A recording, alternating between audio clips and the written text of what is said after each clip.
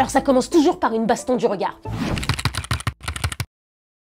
Une prison ce truc, hein. Tu sais quand tu rentres, tu sais jamais quand tu sors. Déjà moi à la base j'ai pas envie d'aller au parc. Je fais l'effort. Je pourrais très bien être comme tous mes potes, hein. Vous savez, je les mettrais devant ma télé, là, vous voyez, à les mettre devant la patte patrouille, hein, et puis faire tranquillement la grasse mat. Dans les parcs, il n'y a pas que des enfants fréquentables. Pour moi, c'est dans les parcs qu'on les voit, les futurs criminels. Vous savez le petit Hugo là, qui est dans la classe de ma fille? Ah bah moi, je peux vous le dire, hein, son avenir il est tout tracé, de la future racaille. Et au moment où je lui dis le fameux « On va partir du parc ma chérie », putain je vous jure, je la giflerai. Elle se met à gueuler, elle se jette par terre. Alors que moi à la base, j'avais pas envie de venir au parc, hein. Mais non, je suis restée assise 3 heures à la regarder faire du toboggan avec son « Maman regarde, maman regarde ». Elle est au courant que c'est pas ouf de descendre d'un toboggan? Maman regarde. Ça s'appelle la gravité en fait. Vous faites quoi dans ces moments-là où elle refuse de quitter le parc? Je fais quoi? Eh moi je le porte et puis on s'en va, hein. Mais attendez, le truc c'est qu'il fait le porter d'une manière qu'il le sécurise, vous voyez, pas qu'il bouge, un peu comme une clé de bras là, vous voyez, mais faut pas que ça laisse de marque, il faut qu'aucun parent autour ne remarque. Ça c'est un truc qu'un pote flic m'a appris, ça reste entre nous, hein. Dans ces moments, je me mets à sa hauteur, je prends le temps, on fait des exercices de respiration. Alors oui, c'est sûr que le moment où je lui dis, bah on part du parc ma chérie, il est 15h, et que le moment où on arrive à la maison, il est 19h, oui, alors ça commence toujours par une baston du regard.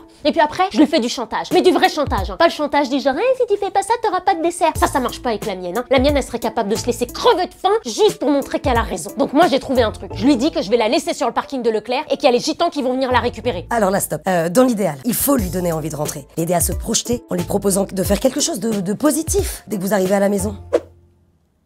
A few moments later.